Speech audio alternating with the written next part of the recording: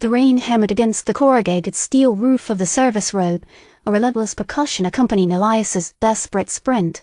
His injured shoulder screamed with each stride, a throbbing reminder of the laboratory's collapsing containment field and the Armored Sentinel's pursuit. Behind him, the hum of the temporal lock protocol's failure echoed, warped and distorted by the storm. He risked a glance over his shoulder. The Armored Sentinel, designated Architect 7-Beater, moved with unsettling efficiency through the downpour. Its vocoder emitted a series of clipped, emotionless directives. Target designation, Elias Thorne. Protocol Omega-7 engagement imminent. It didn't run. It moved to a mechanical predator perfectly optimized for the pursuit. Elias stumbled, catching himself on a stack of discarded power conduits. He knew the facility's layout intimately. He spent years toiling within its sterile, time-warped corridors. But the temporal distortions, the shifting realities, made familiar paths treacherous. He had to reach the perimeter fence, the point where the facility's security grid weakened. From there, he might have a chance.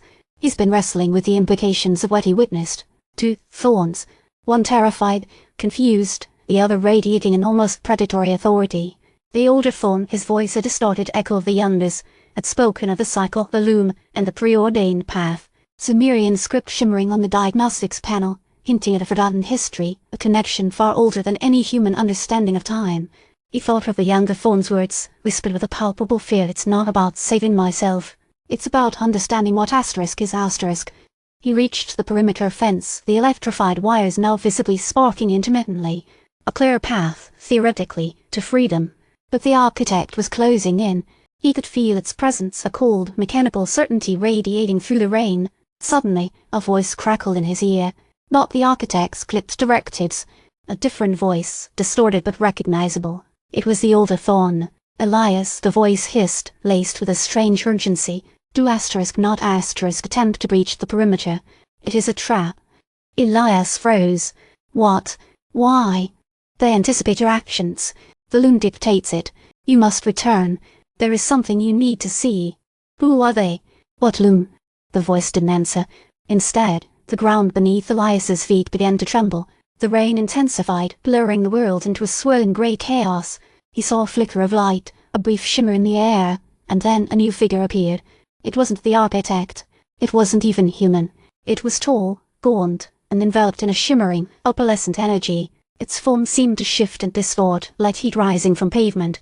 It spoke not through a vocoder, but with a voice that resonated directly within Elias's mind. The cycle is nearing its apex. The weaver requires the key.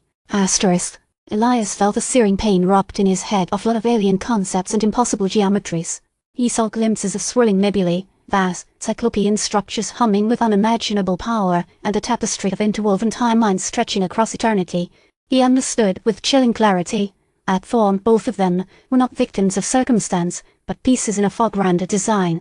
The experiments, the temporal distortions, the Armored Sentinel, all were threads in a pattern far beyond human comprehension. And he, Elias, was somehow inextricably linked to it all.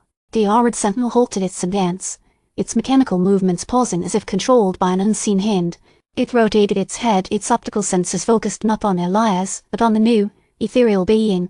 The ethereal being extended a long, skeletal hand towards Thorne. The key must be integrated. The loom requires its fulfillment. The ground vibrated again, harder this time. A section of the perimeter fence began to buckle inward, retracting into the earth, revealing a hidden gateway bathed in otherworldly light. Elias, paralyzed by the sheer scale of what was unfolding, could only watch as the two Thorns, the terrified young man and the commanding older version, stepped towards the gateway, drawn inexorably towards their destiny. He felt a touch on his shoulder. It was the architect, but its metallic grip wasn't accompanied by the usual threat. Instead, it felt biting. Designation, Elias Thorne. New directive.